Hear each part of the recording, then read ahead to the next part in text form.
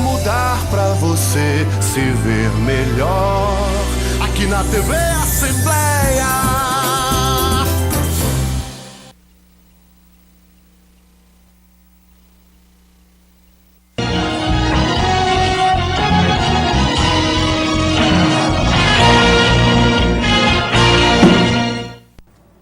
Olá, boa noite, está no ar o programa Questão de Ordem. O nosso assunto hoje é educação, escola para valer. Olha aí, aliás, esse tema está na pauta, né? Porque está aí uma discussão aí no país sobre a reforma do ensino médio, está gerando muita polêmica. E o livro, ele traz alguns embasamentos e inclusive contesta, né, alguns pontos da proposta oficial. Isso é um bom debate para ser feito nesse momento. É democrático que as coisas sejam amplamente debatidas e que ideias surjam. O livro Escola para Valer, de autoria do professor Mauro Oliveira, foi lançado ontem à noite, lá no Espaço Povo de Cultura e Arte, ali na Avenida Guanambi, onde fica a sede do jornal O Povo. O professor Mauro é, inclusive, membro da Academia Aracatiense de Letras, não é? E articulista do jornal, é técnico em eletrotécnica, né? Tem um currículo majestoso que a gente vai dar detalhes. E ele lançou o livro ontem, está aqui comigo para a gente conversar sobre Escola para Valer.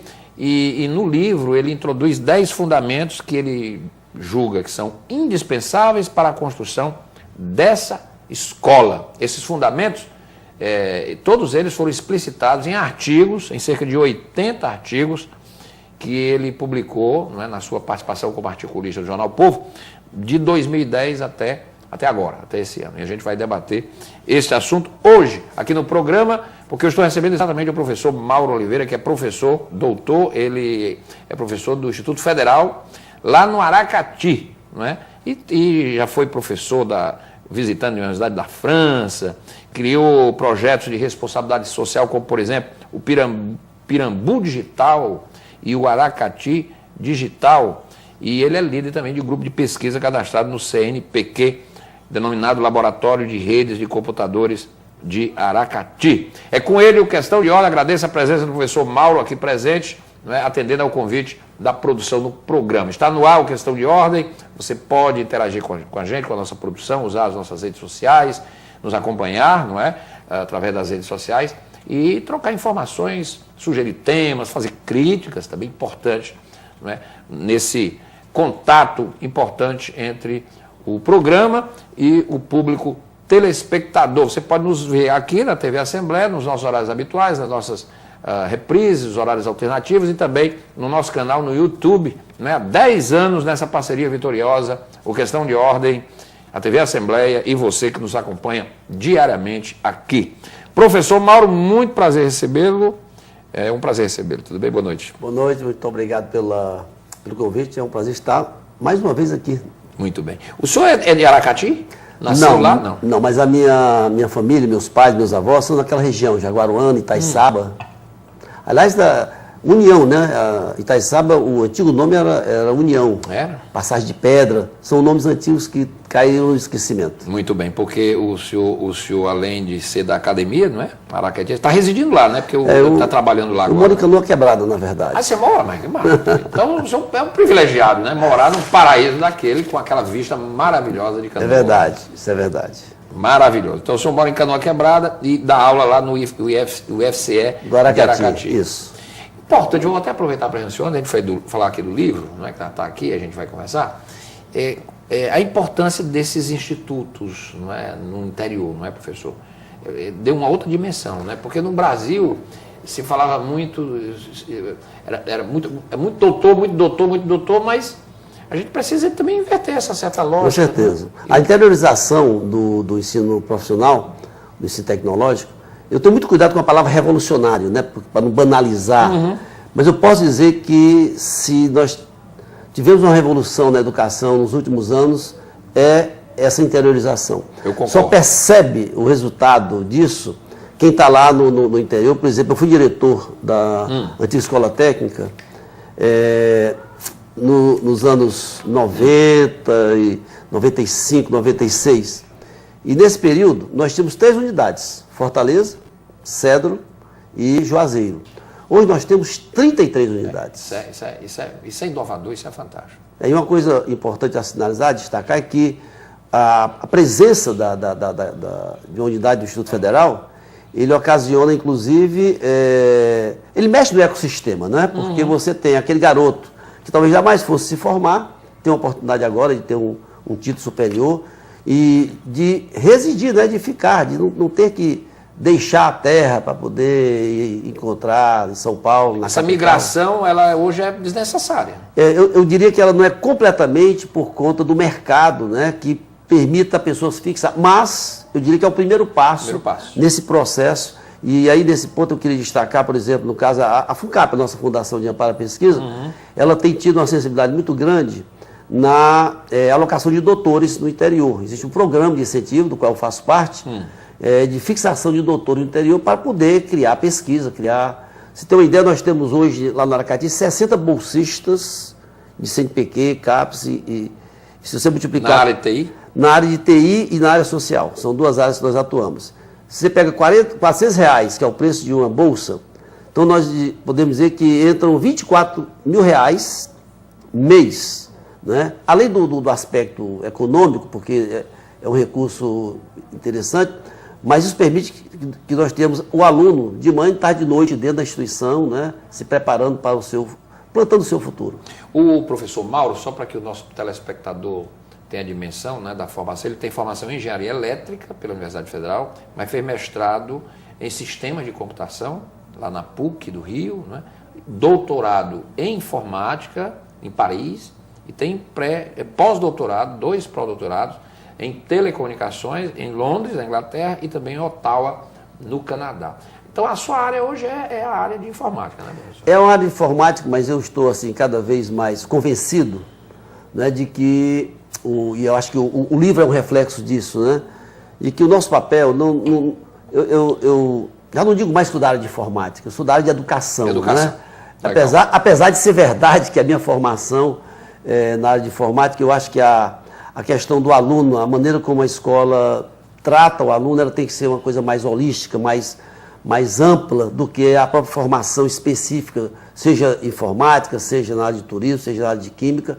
Eu acho que todo mundo que decide entrar no magistério, ele tem que ter essa determinação de estar aberto a algo mais desafiador do que a própria formação específica profissional. Você levou para o Aracati Digital a mesma experiência do Pirambu Digital? São similares? Não, na verdade, eu estou pegando toda a experiência que tivemos. Eu, aliás, queria agradecer porque vocês sempre foram muito sensíveis a esse projeto, né? Eu já estive aqui outras vezes. E é um projeto, só para dar um feedback, passado 10 anos, né? Hoje nós temos o Pirambu Digital faturando mais de R$100 mil mês, são mais de 35 jovens, que é uma empresa, né? Na verdade é uma cooperativa, empresa de sucesso. Só para lhe dar um dado que nos orgulha muito, o ex-presidente, o primeiro ex-presidente, hoje é aluno do mestrado do ITA, né? E formou-se em engenharia de produção, e é responsável pela logística de uma grande empresa, né, de refrigerantes aqui no estado do Ceará.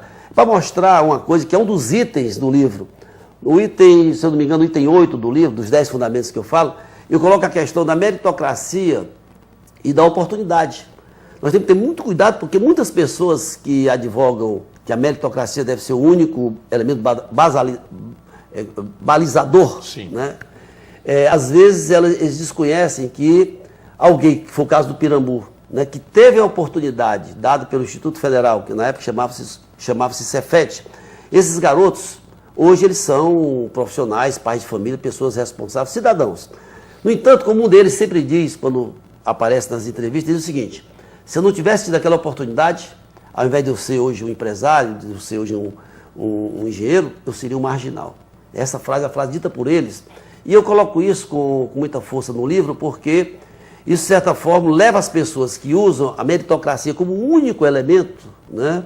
É importante a meritocracia, mas a gente precisa entender que muitas pessoas, se tiverem a oportunidade, né, se agarram a ela e nos surpreendem, né? Bom, o Pirambu já é, quer dizer, um avião em velocidade de cruzeiro, né? E o Aracati Digital tá na cabeceira da pista para decolar ou já decolou? Excelente metáfora que você está utilizando, porque, aliás, nós temos, por coincidência, Nós estamos com uma parceria com a Faculdade Vale do Jaguaribe, que fica ao lado do aeroporto. Olha. E eles estão com um projeto extraordinário, de cair para trás a genialidade desse projeto, porque eles vão criar lá um parque temático na área de aviação, tipo Disney. Então, o Aracati, por exemplo, no caso especificamente Canoa, recebe 300 mil turistas ano aproximadamente. Imagina você no caminho, no meio do caminho, né, como diz o Drummond, tem um parque, temático naquele estilo Disney, né?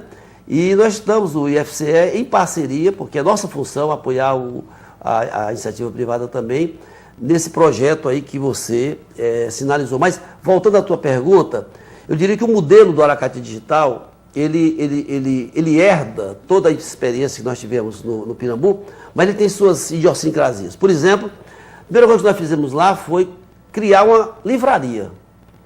É estranho, né? Nos pareceu estranho, como é que uma cidade do porte de Aracati não tem uma livraria, né? Ou seja, eu não consigo entender como é que uma cidade, mesmo que fosse uma cidade mais simples, porque a livraria tem o seu simbolismo, né? Tem. Na hora que você tem um lugar que você compra, que a sociedade vai lá e compra o livro, isso tem um simbolismo muito forte. Então a gente ficou, evidentemente, extremamente assim,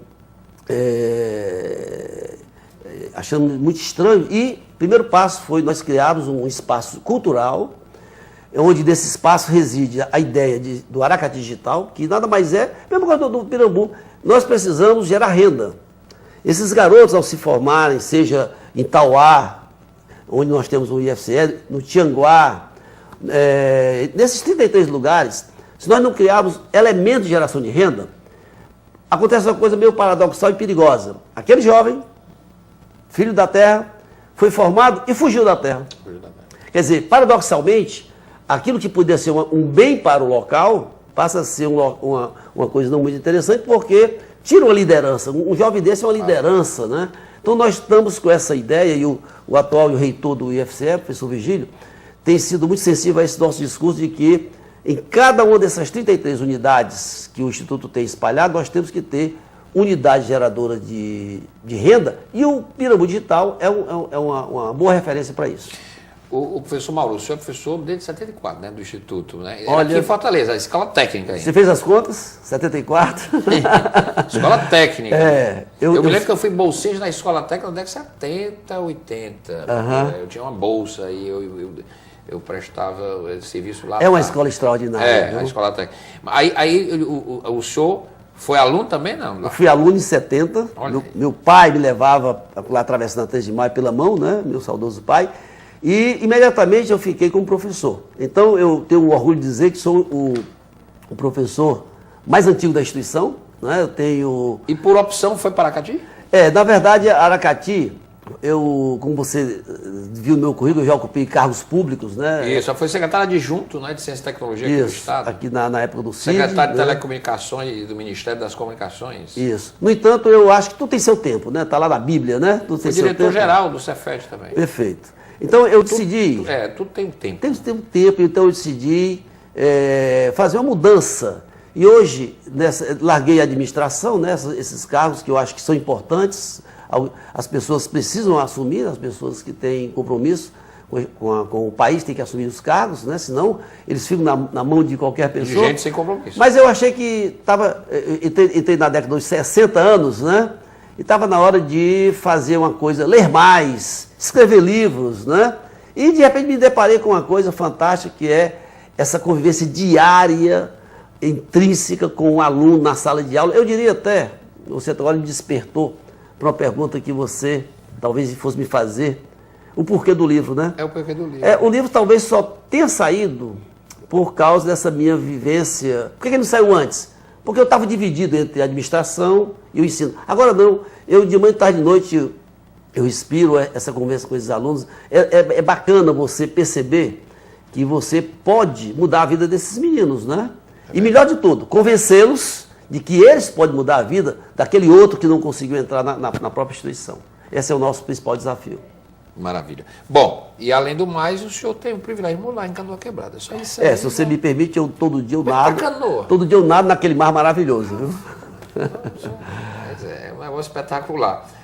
Canoa, eu só aqui rapidamente, uma rápida digressão, eu fui, a primeira vez que fui a Canoa, a gente parava no pé do morro e deixava o pé, carro? A gente ia naquelas Kombi, em Aracati, e parava lá e subia o morro sem nada, lá não tinha nem energia, era lampião de gás. Você ficava provavelmente na casa dos de pescadores, dos nativos. Dos nativos. O meu primeiro contato com a quebrada foi assim. Hoje ela está bem, né? Claro, normal. Eu diria que a modernidade tem seus prós e contras, né? Esse cenário bucólico que você fala aí, ele é algo extraordinário. Mas é difícil você... Não dá para manter isso. Não dá para manter isso, tem um limite. A modernidade chega. Perfeito. Mas hoje tá bom, Canoa?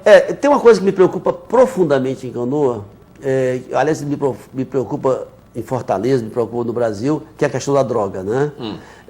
Não é nem um privilégio de Canoa, mas como eu estou vivendo lá, eu percebo que essa questão da droga precisa a gente ter uma política pública cada vez mais... A droga, né? A questão da droga é algo que nos preocupa porque ela tende a piorar, né? Eu não tenho visto nos últimos... É um dos temas também que eu trato no livro, se eu não me engano é o 7º ou 6º item, em que eu falo esporte e drogas, né? Que são considerações que eu acho que o esporte pode ser um grande aliado, é um grande aliado, no combate à droga, é claro que a questão da droga é muito complexa, os fatores que levam alguém à droga, eles são fatores sociais, são fatores psicológicos, são vários fatores. No entanto, eu acho que a questão da autoestima do jovem, e esse eu acho que é uma das missões da Escola para Valer. Da Escola para Valer. Quem não tem disponibilidade, vocação para estar tratando a autoestima do aluno, não devia estar na escola. Devia procurar outra profissão,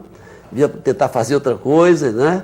Mas eu acho que a Escola para Valer, essa escola que eu imagino, a escola que eu colocaria meus filhos, agora meus netos, né? Que já estão na fase dos meus netos, é uma escola que eu quero que o professor tenha paixão. Sem paixão, sabe, eu acho que é difícil você ter uma escola que seja transformadora. E aí tem uma frase que eu cito, eu digo que uma escola que é reflexo da sociedade não serve para ela. Repito, a escola, ela não pode ser o reflexo da sociedade. Ela tem que ser um contraponto no sentido de melhorá-la. E aí é que eu faço uma crítica, né, à questão desse... Porque se a escola for o reflexo dessa sociedade brasileira que estamos aí, nós não estamos preparados. Exatamente. Mas se você pegar, por exemplo, a proposta do chamado projeto Escola Sem Partido, que o nome já é meio falacioso, era isso que eles estavam propondo, né? Que a escola seguisse a orientação dos pais. Talvez no jardim da infância, né, seja algo discutível, mas no ensino médio, o jovem tem que abrir sua cabeça, ele tem que construir o seu próprio caminho. Não pode ser também apenas um aparelho ideológico de algumas correntes políticas. Não, mas observa só, essa palavra partido, por isso que eu falei que é falacioso. Porque, na verdade, eles colocaram, em nenhum momento quando você fala que a sociedade precisa ser repensada, não tem nada a ver com partido político. Esse termo, escola sem partido, ele é falacioso porque ele leva as pessoas a acharem que quem contestar está defendendo a ideologia. Não é isso. O que nós defendemos, aliás, eu achei de uma inteligência, né? Quem colocou... Bem sacado. Né? É porque toda vez que você fala que é contra, alguém infere que você está defendendo uma escola partidária. Não. O que a gente defende, e a gente não abre mão, quando eu digo a gente, as pessoas comprometidas com a educação, é uma escola crítica. O aluno tem que ter o senso crítico, essa é a missão da escola. Se ele, por exemplo, ele é um religioso, ele pode continuar religioso, mas ele precisa conhecer o que é que o mundo pensa, quais são os outros pensamentos, para poder ele escolher o próprio caminho. Isso é o que a gente defende. Agora, a gente precisa ter muitos cuidados, né? Essa reforma do ensino médio, por exemplo, é outro ponto que eu ataco aí Ataco não, Ela tem prós e contras. Com certeza. Eu, por exemplo, acho bacana nela, embora não sei de onde é que vão tirar dinheiro, mas eu sempre defendi a história dos 2 turnos na escola. Eu tenho essa experiência. Os nossos 60 bolsistas que estão lá em Aracati, eles passam manhã, tarde e noite, só falta colocar o armador. A escola brasileira de 4 horas, isso é insustentável. Não dá, é muito pouco tempo. O aluno pode ficar com certeza, com certeza. Aliás, a classe mais abastada, a classe rica... Nunca fica. Ela não fica, ela tá... Por isso que ela está lá na frente. Na frente. A classe popular vai para a escola de manhã e volta. É um atraso isso. Mas, por exemplo, uma coisa que eu critico fortemente, eu até escrevi um artigo chamado Mauro o Idiota. O nome do artigo era esse. Mauro o Idiota? Porque olha só, Eu acabo de Provocante. escrever um livro após 40 anos de magistério, dizendo que uma das coisas que eu concluí na minha experiência era o que eu chamei a quinta linguagem, né? Porque eu digo que tem 4 linguagens que são indispensáveis. Português e matemática são básicas. Ah, sim. A questão da informática hoje é necessária. E o inglês é indispensável. O inglês. A prova que o inglês é indispensável é que todo jovem da classe média alta ou da classe rica, ele fala inglês, ele é proficiente. Inglês. Então a classe popular tem que ir para o inglês também. Eu digo isso para meus alunos. Eu digo para meus alunos, olha, quem é que é rico aqui levanta o braço, ninguém levanta, porque a maioria não é. Eu digo, pois bem, então vocês estão em desvantagem, porque os ricos falam Tem inglês. que falar inglês. Muito bem, mas é bom o senhor dizer isso, porque tem uma visão estereotipada, equivocada, perigosa e atrasada, que diz que isso é uma questão de colonização americana. Nada a ver uma nada a coisa com a ver, outra. nada a ver. Eu tenho um aluno que, por exemplo, foi atrás do emprego de programador, ele sabia tudo da linguagem Java, que é uma linguagem de programação. Ele tinha certeza que ele ia conseguir o emprego. Quando chegou lá, sentou à frente de um monitor, o empregador disse assim, fala com esse rapaz aí. O rapaz com quem ele ia falar estava na Califórnia. E ele perdeu o emprego porque ele não sabia falar inglês. Mas eu queria era falar da quinta linguagem. O que é a quinta linguagem que me fez fazer uma autoavaliação de que eu poderia ser um idiota? Eu proponho no livro, antes da reforma ser proposta, eu tinha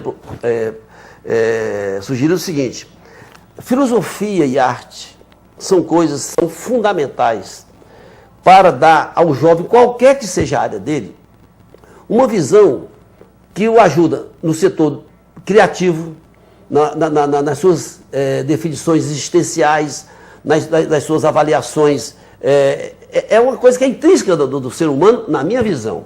Então eu proponho um livro, eu proponho essa quinta linguagem, que eu chamei de estética profissional, porque eu não tinha outro nome para falar, para envelopar tudo isso. Então, quando eu soltei isso para a gráfica, aparece a proposta da reforma. O teu livro ele foi lançado antes do governo lançar o projeto. Mas aí o que aconteceu? No projeto, aliás, na proposta da reforma do ensino médio, exatamente, filosofia, artes e educação física, que eu também defendia, são colocados como coisas optativas e, de certa forma, banaliza um pouco. Então, eu acho que... Mas se bem, professor, que com a escola indo para 2 tempos, fatalmente, por exemplo, o esporte, isso vai ser básico, né? Quer dizer, vai ter que ser o esporte. Mas você lembra que antigamente, na nossa época... A recreação. Na nossa época tinha educação física todo dia. Tem. Mas isso já não tem mais. Porque o aluno não pode também só trabalhar o intelecto, ele tem que recrear, ele tem que espairecer. Ok, mas a minha preocupação é que quando você relativiza, não é mais obrigatório, essa visão da filosofia, né? Nem todo mundo acha que a filosofia é importante. Arte, por exemplo, os meus alunos mais criativos, na área de informática, são pessoas que têm outra atividade, seja o teatro, seja a música. Então, essa compreensão social, a gente tem que ter muito cuidado. Um detalhe, o senhor tocou um ponto aí que eu sempre disse para os meus filhos. Hoje é muito complicada, nós estamos numa geração de WhatsApp, de não sei o que, é um negócio muito complicado.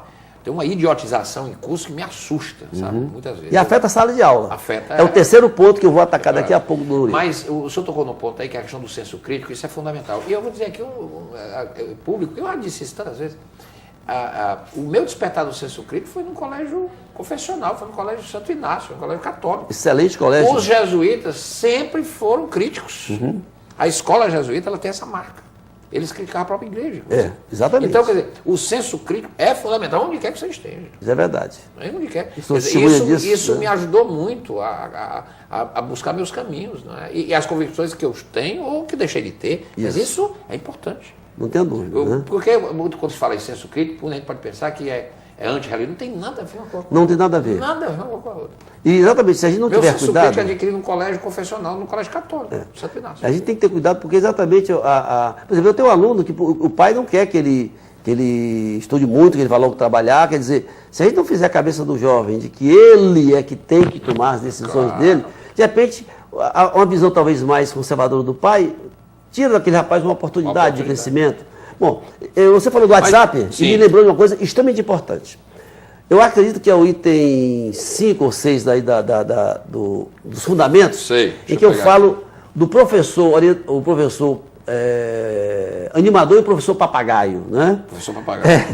Isso aí, na verdade, é uma provocação minha para uma coisa que me deixa muito preocupado.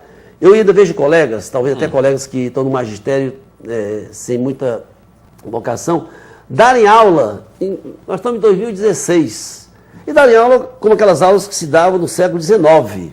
O cara passa 1 hora falando, mal sabe ele Um livro ali. Não, e mal sabe ele que naquele momento que aquele garoto que olha para ele pode estar longe, e aquele que não está olhando para ele está no WhatsApp, lá de baixo, porque é uma tentação, né? Se é tentação para a gente, mas não para essa geração. O professor, ele tem que saber, eu tenho também formação na área de educação, que isso é estúpido. Você não consegue manter uma sala de lá dentro, 60 minutos discursando, isso não existe. Mas tem gente que ainda faz isso. E aí o que é que eu proponho? E aquele jovem está nem aí, ele diz, você é um babaca, então, nem aí para isso. Porque a informação, você sabe isso, você que é um de comunicação sabe isso mais do que eu, a informação hoje, antigamente, quando a gente assiste aqueles filmes que mostram que o conhecimento era escondido, era guardado, a informação está disponível, como nunca. Então, não se concebe.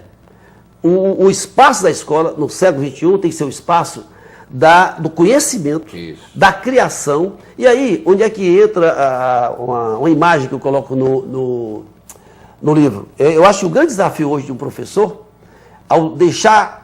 primeiro, inverter os papéis. Os alunos é que tem que ser os atores dessa peça teatral. Eu considero uma aula boa, uma peça teatral, em que você, ao repetir aquela aula, você está olhando para aqueles alunos, aquele é um público novo, e nesse momento que os alunos são atores, e você passa a ter um papel que é diferente daquele papel que havia centralizador do professor, aí você tem chance de competir com o WhatsApp.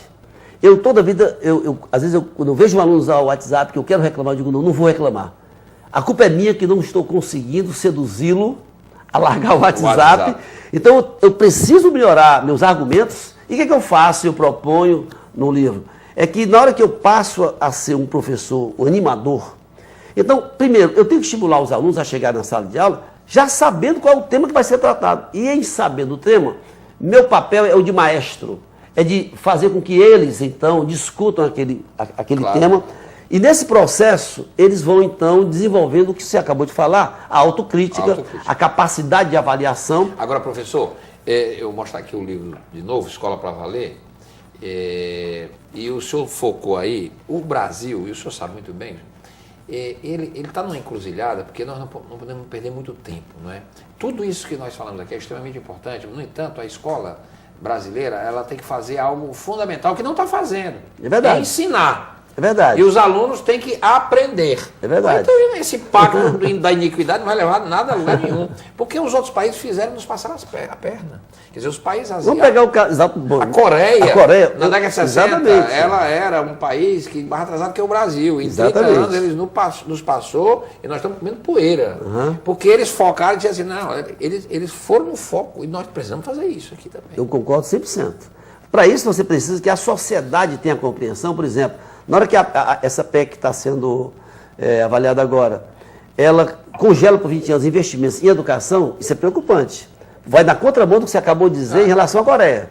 Então, eu acho que a questão da educação era para ser uma coisa... Agora, eu não sei se congela tanto assim, sabe? Eu não acredito que vai ficar em 20 anos aí. Esse negócio não fica 20 anos. Primeiro não vai mas você concorda que enquanto discurso de uma aposta governamental, não sei se já começa, digamos assim... Ele congela os gastos, ok? Mas aí você tem que ver o seguinte, se descontrolar as contas e o país não crescer, também não vai ter custo para nada também. Não, eu também concordo. O que eu quero dizer, nada. Quer dizer é que a educação, ela precisa, tem que ser a prioridade ela precisa ser vista, porque senão a gente nunca vai ser citado como exemplo. Você acabou de citar a Coreia.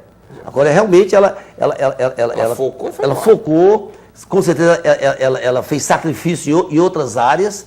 Né? Nós não temos saída, porque essa frase de que aceita a educação, eu lembro que eu tinha 10 anos, já ouvia todo candidato a vereador, a prefeito... O Brasil é o país do futuro. O problema exatamente. É que eu já estou com 51 anos, ele continua sendo do futuro e do presente não chega. Né? Pois é, mas então eu acho que a educação precisa ser repensada, criticada, não é? Mas eu acho que não se pode dar passos atrás. E eu, com os meus 40 anos, coloco aqui meus 40 anos em jogo. Essa história da escola sem partido é um retrocesso, como eu nunca tinha visto antes. Professor Mauro, o senhor fez aqui 10 fundamentos de uma escola para valer. O poder na escola, Essa questão é fundamental. Como é que é isso, o poder? Não, o que me deixa assim, assustado... Poder, a questão do poder. Porque esse poder aqui não é só o poder da direção da escola. O poder é lato sensu aí. Então, isso? O poder... só isso daria um livro, concorda comigo? Concordo. Mas aí eu escolhi um tema que me assusta. É o seguinte, não estou falando de Fortaleza... Isso daria um ano no curso de pedagogia. Com certeza. Do poder da escola. Não, eu peguei uma coisa que é bem clara, óbvia e eu acho um absurdo. Eu estou falando do estado do Ceará, eu já vi isso em Recife, Rio de Janeiro, vários lugares, que é o seguinte, quando você tem disputa para cargos eletivos, Sim. reitor, diretor, eu acho incrível como a escola, que devia ser a transformadora da sociedade, essas pessoas que ela reproduz a mesma coisa. Reproduz os mesmos vícios contra os quais ele quer lutar. Como é que pode um professor, que é candidato a diretor, reitor, departamento, cometer esses vícios e depois numa sala de aula ele querer, sabe o quê? Dar um 0 porque o aluno colou. Ele não tem moral. Não tem moral. Você agora tocou no ponto. Então eu acho o seguinte, que tem que ser repensado. O que é que se gasta de dinheiro, né, nessas campanhas para uma escola? O cara ser diretor, reitor, é um absurdo. É um absurdo. Você usa o mesmo raciocínio. Se o prefeito gasta uma grana para ser prefeito. Ainda podia buscar outra alternativa, mas se for mexer nisso aí, vai dizer, não, mas aí é a democracia. Bom, mas pelo menos o livro faz o livro identifica o seguinte. Eu digo uma frase seguinte, quem se propõe a ser diretor de uma instituição, reitor, alguma coisa assim, e pratica os mesmos erros da sociedade no momento em que ele precisa, quer ser eleito, ele não é digno de... Não é digno. E nem vai transformar coisa nenhuma. E tem mais, quem compactua com esse procedimento também não é digno. Então, quem é que tem que cuidar disso? É o seguinte, é um absurdo se gaste, ter campanhas absurdas, não digo milionárias, mas campanhas que gastam muito dinheiro, para o cara ser reitor de uma universidade. Professor, não dá para entender isso. Eu acho que esse programa contribuiu, o senhor está me tocando um ponto, é tão interessante, esse programa, não vou dizer que foi o programa, mas ele com certeza contribuiu, porque teve uma época que as eleições da UAB eram como se fosse a eleição do prefeito de Fortaleza. Isso. E eu fiz um programa aqui crítico e trouxe alguns candidatos e eu peraí, vocês estão dizendo para a sociedade o que com esse negócio aí? Quer dizer, vocês estão gastando milhões para ser presidente da OAB, o sujeito está gastando milhões a troco de quê? É presidente de uma categoria. E você concorda que isso mudou, a OAB viu que aquilo era um absurdo. Negócio de adesivaço. E você concorda que isso, numa instituição de ensino, é mais grave ainda? É mais grave ainda, muito mais grave. Se já é grave na OAB, porque afinal de contas... Ainda bem que a OAB fez uma revisão desses métodos. A OAB, ela fala da ética, ela preza, como é que ela pode, se descuidar do negócio desse, né? Bom, escola social, estética, como aqui, tá ligado? O senhor falou, um MIT do sertão, que é isso? O MIT, né? Que é o MIT, o MIT, você pode chamar de MIT, porque a gente não é obrigado a falar igual os caras lá. Então, esse MIT do sertão, o MIT ele é uma referência da nossa área, né? E a pergunta que se faz, será que um dia o Aracati, Tianguá, né, poderiam ser essas referências tecnológicas? Aí a minha resposta é a seguinte, primeiro, não é fácil. Não é fácil. Não é só o diretor, o reitor dizer, olha, vai ser assim. Mas eu diria que a escola para valer é o primeiro caminho para você ser uma referência tecnológica. E a escola para valer é uma escola que passa por uma mística, passa por um processo que às vezes ele não com certeza ele não é cartorial, não dá para decidir através de decretos, ele passa por uma série de acontecimentos. Por exemplo, eu falei do MIT, mas eu podia estar falando, sabe de quem? Aqui pertinho, Departamento de Informática da UFPE, a nossa Universidade Federal de Pernambuco. Eles são fantásticos, não sei se você conhece, e aproveito para os telespectadores saberem disso, mas o Porto Digital, que hoje é a nossa espécie de Vale do Silício brasileiro, era uma zona de prostituição portuária, o chamado Velho Recife. Hoje você tem fibra ótica, você tem milhares centenas, para ser mais correto, de startups, de empresas, e eles estão dizendo, pernambucano, que em 2020, o Porto Digital, que é exatamente tecnologia, inteligência sendo vendido, iria responder de 15% a 20% pelo PIB pernambucano. Ora, a nossa economia, 7ª, 8ª, nona do mundo, é baseada em commodities, né? Soja e outras coisas mais. Nós não entendemos ainda O que é que os nórdicos fazem, né? Exatamente. A Nokia era uma fábrica de papel higiênico. Nós estamos perdendo tempo com esse negócio de commodity. A gente precisa investir. O pernambucano é um bom exemplo disso. Eles estão investindo na questão da geração de renda com inteligência. Quer dizer, a gente, por exemplo, o nosso celular, né, o seu, o meu, os 250 milhões de celulares que nós temos aí, sabe quanto é que a gente recebe de inteligência brasileira nele? Zero. Na verdade, você tem os impostos, etc. Tal, mas toda a inteligência que tem dentro é paga para sustentar a qualidade de vida de quem faz, lá dos nórdicos, dos americanos e algo parecido. Isso precisa ter um repensar desse tipo de modelo econômico. O Brasil não tem uma patente assim, né? Quer dizer, Olha, o Brasil, aliás, você falou, o MIT não, mas em Berkeley, que é outra universidade famosa americana, Isso, americana. Um amigo meu me contou agora, eu não acreditei. Tem um estacionamento para os prêmios Nobel. Tem um estacionamento para os 14. Só para o pessoal que ganhou o prêmio Nobel. Tem 14, uma universidade americana tem 14 prêmios Nobel. Então, nós não temos nenhum. Né? Então, isso mostra, né? As coisas não são por acaso. Não são por acaso. Então, a gente precisa realmente ter coisas mais sérias, né? Na educação brasileira. Né? Não é uma reforma, na minha opinião, meio atabalhada, feita assim, sem uma discussão, né? Ok? Eu concordo com você que as coisas estão muito estranhas. Muito estranhas as coisas nesse país. Mas eu acho que a educação precisa ter um tratamento diferencial se a gente quer ter um país no futuro, né? Que a gente ouve tanto. Esse negócio de startup é tão legal, tudo que o senhor está falando aí, e eu fiz um programa aqui com um advogado amigo meu que trouxe um pesquisador americano para fazer ele está morando nos Estados Unidos, na Califórnia, ele mora ali perto de Sacramento, etc. E ele estava falando exatamente como o Brasil está na contramão de tudo. Quer dizer, o Brasil precisa... Por exemplo, a gente está falando aqui de startup, de criação de negócio, etc. Como o Estado te atrasa. Para você abrir um negócio no Brasil é uma dor de cabeça. Quer dizer, o Estado, ele parece que não quer que você... Quer dizer, por um lado, os governos dizem que é preciso isso. Por outro lado, não mexe nessas legislações.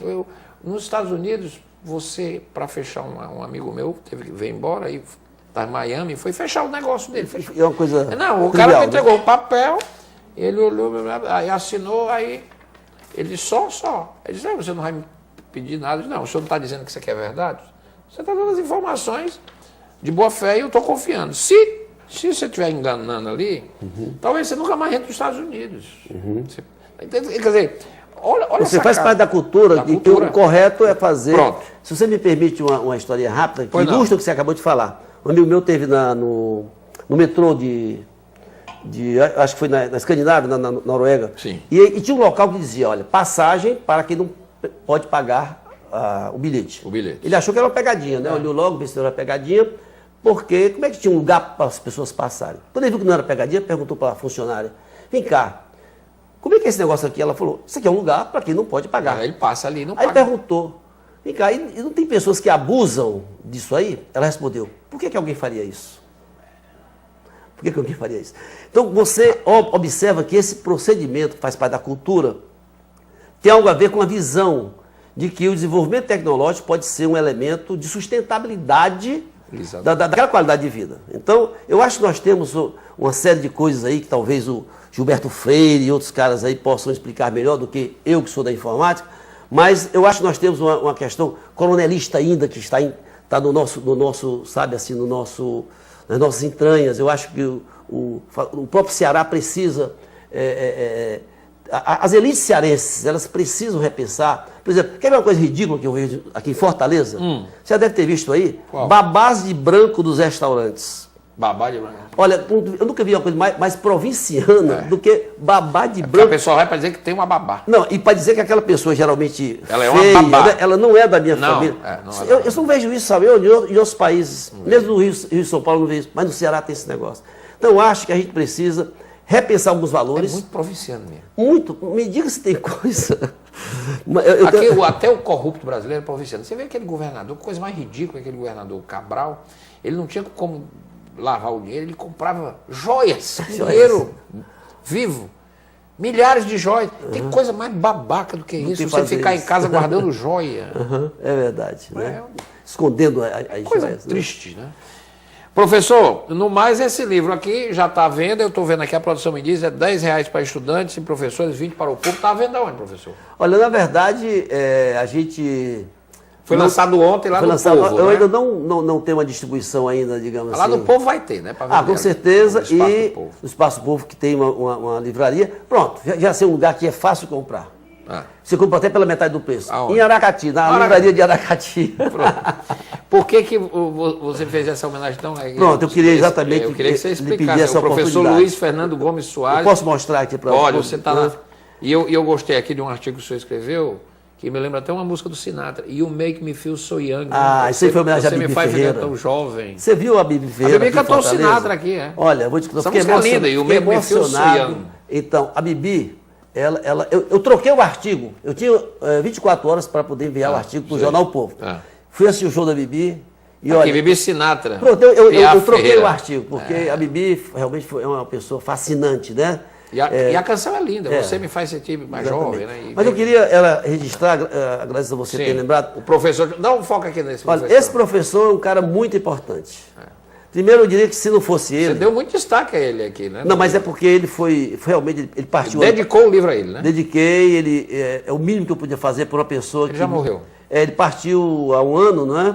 Mas esse cara aí, eu diria que ele é, na área de computação, talvez o maior, um dos 5 maiores expressões da computação. Se não fosse ele, nós estaríamos hoje pagando royalties pela TV digital. Acredita nisso? Não fosse ele e a sua equipe, né? Na verdade, a equipe, o trabalho que foi feito no Ministério. Na época que o Eunício Oliveira era ministro, eu tive o prazer de ser secretário a convite do ministro. Eu fui secretário de Telecomunicações. E eu cuidei da parte, digamos assim, política, né? Naturalmente com o apoio do ministro. E o Luiz Fernando... Foi trabalhar com o Eunício lá. Fui, eu recebi o convite e fomos... Primeiro governo do Lula, né? Foi o primeiro governo do Lula, foi. Exatamente. E olha só... Essa TV aqui foi inclusive, nessa época. Nessa época. É para dizer que, a exemplo nós temos aí vários nomes aí, como o próprio Montenegro, o Marechal Montenegro, né? Que é um cearense que criou o ITA, né? Isso. Nós temos aí Delmiro Gouveia, né? Ele é cearense? Ele é mineiro, né? Mas eu diria que a história dele é tão bonita quanto essa história. Ele criou o Ginga, né? O Ginga que... O software de interatividade. Infelizmente, o Brasil poderia ter aproveitado mais o trabalho dele, mas eu diria o seguinte, para o grande público entender, não fosse o trabalho dele, da equipe dele, tanto na PUC como aqui em Campina Grande, João Pessoa, né? Nós tivemos também uma colaboração no Nordeste muito importante, nós estaríamos pagando royalties por essa TV digital que nós temos aí. Houve uma negociação com os japoneses, e a negociação só foi possível porque nós tínhamos tecnologia. E aí é um mérito, né? Como eu falei, foi na época do ministro Eunício, né? E nós então tivemos nessa batalha o Luiz Fernando na parte técnica e eu na parte política, né? A gente então deu essa contribuição para o país. Deram uma grande contribuição ao país, que beleza. Mauro Oliveira, está aqui o livro e essa foto é lá em Canoa. Olha, que visão essa foto é uma coincidência. Quem propôs a foto não imaginava, não me conhecia, e de repente o estereótipo físico parece exatamente com o meu amigo e eu, né? Eu digo que faz parte das... não é você que não. Não, mas isso aqui é extraordinário porque dá uma certa mística a esse livro, né? Legal. Okay? E ficou muito legal. E aí Canoa? Eu não sei, até hoje parece, com aquela visão daquele morro lá. Vai que seja. Professor Mauro, obrigado, viu? Está aqui o livro já está circulando aí, né? Se você estiver lá por Canoa, é só procurar lá. Eu aqui em Fortaleza, lá no Jornal O Povo, ali na Guanambi. Só se você me permitir fazer um convite. Pois não, pode convidar. Quem exatamente for a Canoa Quebrada, ou mesmo aliás, quem for a Canoa, devia passar, sabe por onde? Pela rua, chamada Rua Grande, em Aracati, que é um lugar belíssimo que o cearense não conhece, nem o aracatiense conhece direito. Muito bem, nessa Rua Grande existe uma livraria bacana, chamado Barca, com café, parece aqui as nossas concorrentes, Educativa, Cultura, a Saraiva, de sociabilidade, né? Convergência. Tem um café, tem um lugar, um ambiente agradável, tem um jazz de vez em quando, né, que briga lá com os forrós da cidade. Então, eu queria convidar as pessoas a conhecerem a Barca. A Barca? Né? Barca. Fica em frente à Coelce, que é um lugar fácil, mas, principalmente, por ser um lugar extraordinário, que é a Rua Grande, que fica no Aracati, um lugar belíssimo. A Rua Grande é aquela que passava o estrela do Carnaval? Não? Passava. Aí houve uma proibição do IFAM, né? Porque tinha Por causa dos problema. casarões, Aí, agora ela está somente o carnaval chamado cultural, que não tem aquelas bandas. Legal. Mas olha só, é um lugar belíssimo, eu estou encantado de habitar, de morar em Aracati, não é? E recomendo fortemente que as pessoas, ao irem à Canoa Quebrada, deem uma passadinha. O Museu Jaguaribana é uma coisa fantástica. E a livraria Barca, que fica na Rua Grande, lá. Tome o seu cafezinho lá, você é meu convidado. Professor Mauro Oliveira, obrigado, parabéns, obrigado. Esse é o primeiro de muitos, com certeza. Ok, obrigado. Você agora criou gosto e o livro está muito bom. E é isso aí, o livro abre o questionamento. Nós temos que questionar. O Brasil, eu não gosto muito do politicamente correto, sabe? Com essas coisinhas. Agora, antes de começar a gravar aqui, eu tomei um susto de uma notícia aqui que o pessoal do Ministério Público parece que ia abandonar a Lava Jato. Mas como? Não pode. Porque a lei do sei o quê, mas peraí. Não pode. Não pode fazer isso, né? Pode, claro. Ninguém pode abandonar emprego assim Não também. pode. Professor Mauro, valeu, obrigado por ter vindo. Professor Mauro Oliveira, meu convidado hoje, não é, aqui do Questão de Ordem, fiquei muito feliz por fazer essa entrevista com o professor. O Questão de Ordem volta amanhã. Amanhã o meu convidado é o deputado Carlos Matos, aqui da Assembleia. Eu volto amanhã. Tchau.